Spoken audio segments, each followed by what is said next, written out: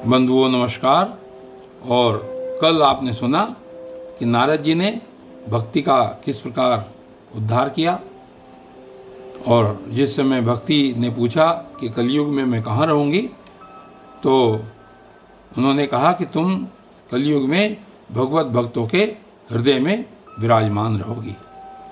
और आज यहाँ पर आगे की कथा में सूत जी कहते हैं कि मुनिवर, उस समय जिस समय ये कथा चल रही थी तो वहाँ पर भक्ति का प्रादुर्भाव हुआ, भक्ति उत्पन्न हो गई। उसको देखकर भगवान अपने धाम से नीचे उतर आए, पृथ्वी पर उतर आए। और वो जिस समय पृथ्वी पर आए कथा के बीच में, तो उस समय जो उनके रूप की छटा थी वो देखने लायक थी। उनके चेहरे पर अलग ही प्रकार की एक मुस्कान थी। उनके गले में वनमाला पड़ी हुई थी, उनके वक्षस्थल पर कौस्तुभमणि दमक रही थी, कानों में कुंडल थे, और सभी ओर जय हो की आवाज़ें आ रही थी। और उस कथा को सुनने के लिए उस समय उद्धव जी भी वहाँ पर आए हुए थे।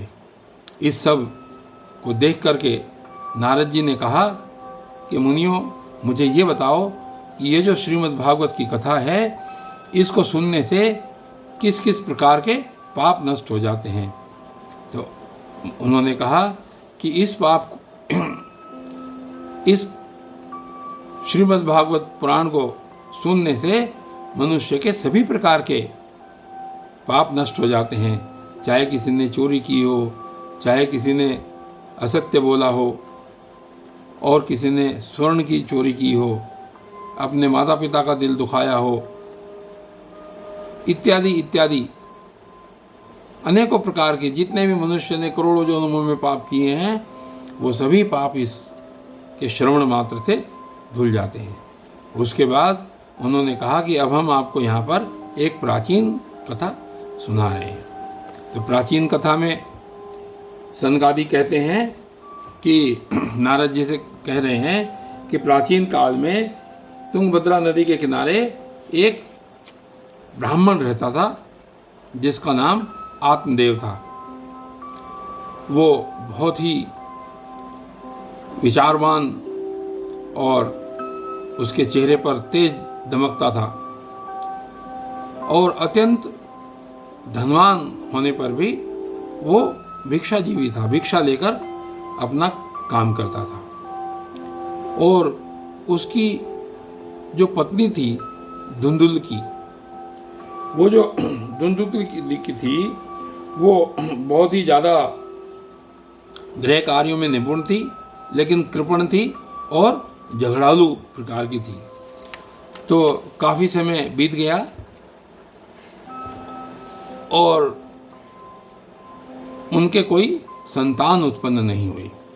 तो उनकी संतान उत्पन्न न होने पर उन्होंने कहा कि भाई, मेरे पास घर द्वार भी है, बहुत धन भी है, लेकिन ऐसा धन किस काम का।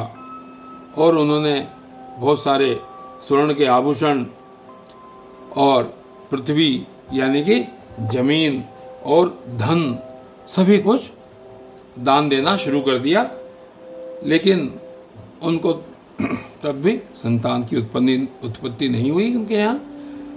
तो ब्राह्मण को बड़ी चिंता रहने लगी। तो एक दिन क्या हुआ कि ब्राह्मण देवता इस चिंता में वन को चल दिए, और वन जाते समय उनको एक जगह पर तालाब मिला। उन्हें बहुत प्यास लगी हुई थी, तो ब्राह्मण देवता ने पानी पिया और वो वहाँ पर बैठ गए। इतने में वहाँ पर एक सन्यासी आए। सन्यासी ने देखा कि भाई, ये जो ब्राह्मण हैं बहुत ही चिंतातुर हैं, शोकाकुल हैं, पानी पी करके बैठे हुए हैं, तो इनसे पूछना चाहिए कि भाई इनको क्या कष्ट है। तो सन्यासी ने पूछा कि भाई ब्राह्मण देवता, आप ये बताइए कि तुम्हें क्या चिंता है और तुम मुझे अपने दुख का कारण बताओ।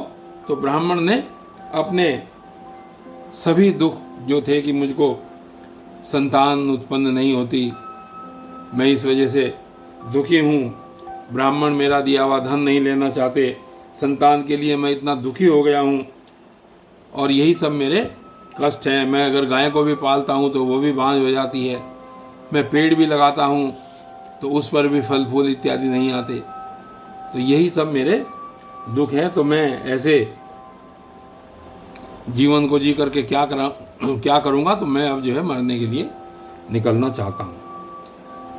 तो ये देख करके फिर सन्यासी ने उनसे कहा कि ब्राह्मण देवता, आप इस जो प्रजा प्राप्ति है, आप इसका मोह त्याग दीजिए, क्योंकि कर्म की गति बहुत ही प्रबल है। विवेक का आश्रय लो और संसार की वासना को छोड़ दो। तो ब्राह्मण देवता बोले, महाराज विवेक को लेकर मैं क्या करूँगा, मुझे तो ऐसा उपाय बताइए कि मुझको तुरंत मेरे यहाँ संतान उत्पन्न हो जाए। तो ब्राह्मण को ऐसा देख करके उन्होंने क्या किया कि विधाता के लेख को मिटाने का हठ न करो। उन्होंने कहा कि विधाता के लेख को मिटाने का हठ न करो, क्योंकि जो उसके प्रयास को मिटाने का प्रयत्न करता है उसको उसके सामने बड़े कष्ट पैदा होते हैं। और उन्होंने कहा कि चित्रकेतु को भी बड़ा कष्ट उठाना पड़ा था। चित्रकेतु की एक कथा अलग से है। तो लेकिन जब ब्राह्मण देवता का हठ देखा तो सन्यासी ने कहा कि ठीक है, आप ऐसा करो। उन्होंने एक फल दिया और कहा कि तुम इस फल को अपनी पत्नी को खिला देना, लेकिन आपको ये ध्यान रखना पड़ेगा कि वो 1 साल तक आपकी पत्नी सत्य, शौच, दया, दान आदि का पालन करे, तो आपको जो बालक होगा वो बहुत ही शुद्ध स्वभाव का पैदा होगा। तो ये कहकर के सन्यासी चले गए और ब्राह्मण देवता घर पर आए और उन्होंने उस फल को अपनी पत्नी को खाने के लिए दे दिया और सभी बातें बता दी। अब स्त्री तो बड़े कुटिल स्वभाव की थी, धुंधुल की, तो उन्होंने सोचा, धुंधुली जो थी वो बड़े कटिल स्वभाव की थी। उसने सोचा कि ये मैं अगर फल खाऊंगी तो मुझे तो गर्भ रह जाएगा, इससे मुझे बड़ा कष्ट होगा और ये मैं कैसे सहन करूंगी। तो बच्चे का लालन पालन करने में भी बड़ा कष्ट उठाना पड़ता है।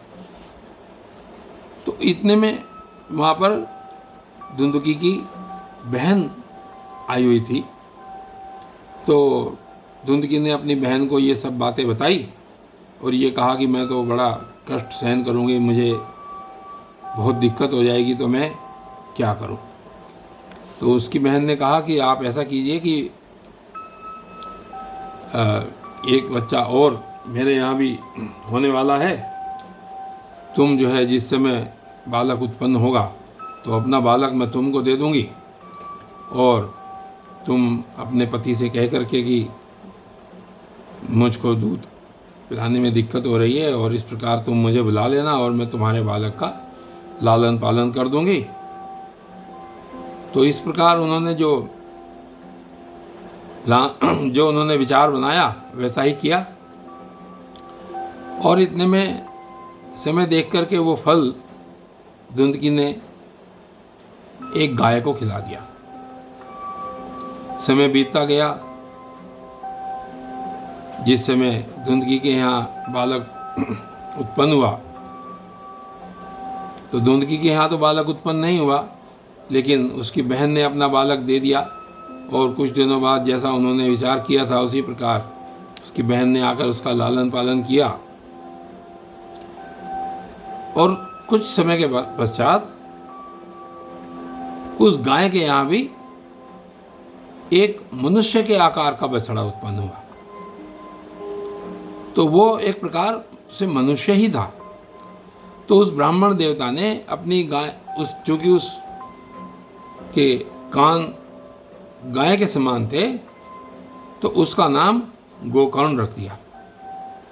समय बीतता गया तो समय बीतते बीतते जो गोकर्ण था वो बहुत ही विचारशील, स्वभाव का अच्छा निकला और जो धुंधकी का पुत्र था। वो बहुत ही व्यसन में रहने वाला, बिगड़े स्वभाव वाला, सभी को दुख देने वाला, बच्चों को मार गिराने वाला और अत्यंत ही अधर्मी बालक हुआ। उसके बाद जो आत्मदेव थे ब्राह्मण, उनको बड़ा पछतावा हुआ और उन्होंने कहा कि इससे अच्छा तो मेरी स्त्री बांझ ही अच्छी थी, कम से कम इतना कष्ट देने वाला पुत्र तो नहीं था। तो ये बातें सुनकर के एक बार उन्होंने अपने गोकर्ण जो था उसको बुलाया। तो गोकर्ण से उन्होंने कहा अपने कष्ट के बारे में और कहा कि अब मैं कहाँ जाऊँ, कैसे रहूँ, ये विपत्ति मेरे ऊपर बहुत बड़ी आ गई है, अब कौन मेरा ध्यान रखेगा और इस दुख के कारण मुझे एक दिन प्राण भी छोड़ने पड़ेंगे। तो उस समय जो परम ज्ञानी गोकर्ण जी थे वो वहाँ आए और वो बोले, पिताजी यह संसार असार है, अत्यंत दुखरूप और मोह में डालने वाला है, पुत्र किसका और धन किसका। उन्होंने कहा कि आप एकांत जीवी हो जाइए, सुख न तो इंद्र को है न राजा को है, सुख तो केवल एकांत जीवी को और भगवत भजन करने वाले को है। तो इस प्रकार कहने से उन्होंने कहा कि आप वन में चले जाइए। तो गोकर्ण के ये वचन सुन करके आत्मदेव ने कहा कि मैं वन में जाने के लिए तैयार हूँ, लेकिन उन्होंने कहा कि वन में रह करके मुझे क्या करना चाहिए, मैं बड़ा मूर्ख हूँ, अब तक कर्म पाश में बंधा हुआ अपंग की भांति जी रहा हूँ, आप मुझे ऐसी चीज़ बताइए कि जिससे मेरा उद्धार हो। तो गोकर्ण ने कहा कि पिताजी यह शरीर हड्डी मांस और रुधिर का पिंड है, आप इसमें मैं मानना छोड़ दें, स्त्री पुत्र आदि को कभी न माने, इस संसार को दिन रात अक्षण भंगुर देखें, भगवत भजन ही सबसे बड़ा धर्म है। और इस प्रकार साधुजनों की सेवा कीजिए और भोगों की लालसा को पास न फटक दे तो एकमात्र भगवत सेवा और भगवान की कथाओं का ही रसपान करें। इस प्रकार पुत्र की वाणी से प्रभावित होकर आत्मदेव ने घर छोड़ दिया और वन की यात्रा की। यद्यपि आयु उस समय उनकी 60 वर्ष की हो चुकी थी, फिर भी उनकी बुद्धि में पूरी दृढ़ता थी। तो वहाँ रात दिन भगवान की सेवा पूजा करने से नियम पूर्वक उन्होंने दशम स्कंद का पाठ किया और उन्होंने श्री भगवान को प्राप्त कर लिया। तो इस प्रकार आज ये चतुर्थ अध्याय यहाँ पर समाप्त हुआ। इति श्री पद्म पुराणे उत्तर खंडे श्री मद्भागवत महात्म्ये विप्रमोक्षो नाम चतुर्थो अध्याय। और आगे की कथा कल चलेगी, तब तक के लिए धन्यवाद।